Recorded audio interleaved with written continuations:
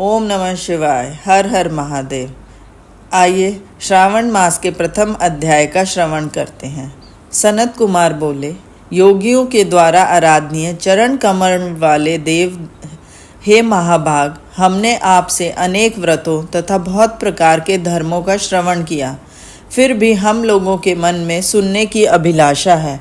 12 मासों में से जो मास सबसे श्रेष्ठ, आपको अत्यंत प्रिय है, सभी कर्मों की सिद्धि देने वाला है, अन्य मास में किया गया कर्म इस मास में अनंत फल प्रदान करने वाला हो, हे देव, उस मास को बताने की कृपा कीजिए।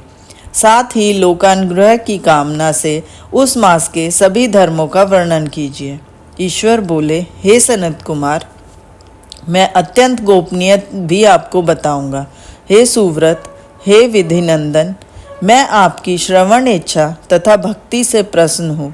12 मासों में से श्रावण मास मुझे अत्यंत प्रिय है, इसका महात्म्य सुनने योग्य है, अतः इसे श्रावण मास कहा गया है। इस मास में श्रवण नक्षत्र युक्त पूर्णिमा होती है, इस कारण से भी इसे श्रावण कहा गया है।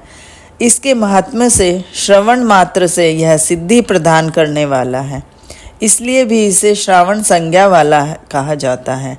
निर्मलता गुण के कारण यह आकाश के संदेश है, इसलिए नभा भी कहा गया है। इस श्रावण मास के धर्मों की गणना करने से इस पृथ्वी लोक में कौन समर्थ हो सकता है। जिसके फल का संपूर्ण रूप से वर्णन करने के लिए ब्रह्म जी 4 मुख वाले हुए, जिसके फल की महिमा को देखने के लिए इंद्र 1000 नेत्रों से युक्त हुए, जिसकी फल को कहने के लिए शेषनाग 2000 जीवाओं से संपन्न हुए। अधिक कहने से क्या प्रयोजन, इसके महात्म्य को देखने और कहने में कोई समर्थ नहीं है। हे मुने, अन्य मास इसकी एक कला को भी नहीं प्राप्त होता है। यह सभी व्रतों तथा धर्मों से युक्त है। इस महीने में एक भी दिन ऐसा नहीं जो व्रत से रहित दिखाई देता हो। इस माह में प्राय सभी तिथियां व्रत युक्त हैं। इसके महात्म के संदर्भ में मैंने जो कहा वह केवल प्रशंसा मात्र नहीं है। जिज्ञासुओं, भक्तों, अर्थ की कामना करने वाले, मोक्ष की अभिलाषा रखने वाले और अपने अपने अभिष्ट की आकांक्षा रखने वाले चारों प्रकार के लोगों, ब्रह्मचार्य, गृहस्थ, वानप्रस्थ, संन्यास आश्रम वाले, सब इसको श्रवण मास में व्रतानुष्ठान करना चाहिए। सनत कुमार बोले, हे भगवान, हे सत्तम, आपने जो कहा कि इस मास में सभी दिन व तिथियां व्रत रहित नहीं हैं, तो आप उन्हें मुझे बताइए। किस तिथि में किस दिन में कौन सा व्रत होता है, उस व्रत का अधिकारी कौन है, उस व्रत का फल क्या है, किस किस ने इस व्रत को किया, उसके उद्यापन की विधि क्या है, प्रधान पूजन कहाँ है और जागरण करने की क्या विधि है, उसका देवता कौन है, उस देवता की पूजा कहाँ होनी चाहिए, पूजन सामग्री क्या क्या होनी चाहिए और किस व्रत का कौन सा समय होना चाहिए। हे प्रभु, यह सब आप मुझे बताइए। यह मास आपको प्रिय क्यों है, किस कारण यह पवित्र है, इस मास में भगवान का कौन सा अवतार हुआ, यह सभी मासों में श्रेष्ठ कैसे हुआ और इस मास में कौन कौन धर्म अनुष्ठान के योग्य हैं। हे प्रभु, यह सब बताइए। आपके समक्ष मुझ अज्ञानी का प्रश्न करने में कितना ज्ञान हो सकता है, अतः आप संपूर्ण रूप से बताएं। हे कृपालो, मेरे पूछने के अतिरिक्त भी जो जो शेष रह गया है उसे भी लोगों के उद्धार के लिए कृपा करके बताइए। रविवार, सोमवार, भोमवार, बुधवार, बृहस्पतिवार, शुक्रवार और शनिवार के दिन जो करना चाहिए, हे विभु, वह सब मुझे बताइए। आप सबके आदि में अभिषिक्त हुए हैं, अतः आपको आदि देव कहा गया है।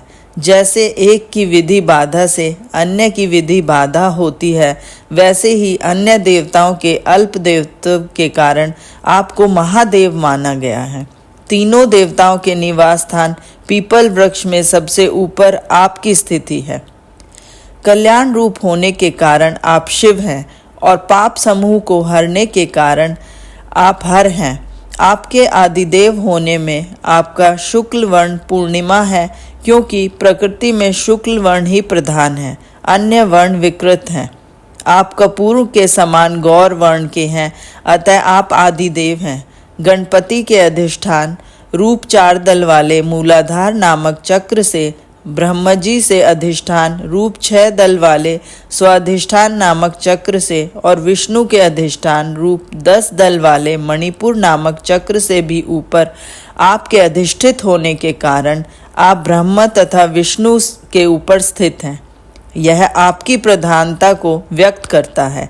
हे देव, एकमात्र आप ही पूजा से पंचायतन पूजा हो जाती है, जो कि दूसरे देवताओं की पूजा से किसी भी तरह संभव नहीं है। आप स्वयं शिव हैं। आपकी बाई जांग पर शक्ति स्वरूपा दुर्गा, दाहिनी जांग पर गणपति, आपके नेत्र में सूर्य तथा हृदय में भक्तराज भगवान श्री हरि विराजमान है। अन्न के ब्रह्म रूप होने से तथा रास के विष्णु रूप होने से आपके उसके भोक्ता होने के कारण ईशान है। आपके श्रेष्ठ तत्व में किससे संदेह हो सकता है। सबको विरक्त की शिक्षा देने हेतु आप शमशान में तथा पर्वत पर निवास करते हैं। पुरुष सूक्त में इस मंत्र के द्वारा प्रतिपादन के योग्य हैं। ऐसा महर्षियों ने कहा। जगत का संहार करने वाले हलाहल को गले में किसने धारण किया। महाप्रलय की कालगानी में आपको मस्तक पर धारण करने में कौन समर्थ था। संसार रूप अंधकूप में पतन के हेतु कामदेव को किसने भस्म किया। आप ऐसे हैं कि आपकी महिमा का वर्णन करने में कौन समर्थ है। एक तुच्छ प्राणी में करोड़ों जन्मों में भी आपके प्रभाव का वर्णन नहीं कर सकता। अतः आप मेरे ऊपर कृपा करके मेरे प्रश्नों को बताइए। इस प्रकार स्कंद पुराण के अंतर्गत ईश्वर सनत कुमार स्वाद में श्रावण मास महात्म्य के पहला अध्याय पूर्ण हुआ। ओम नमः शिवाय।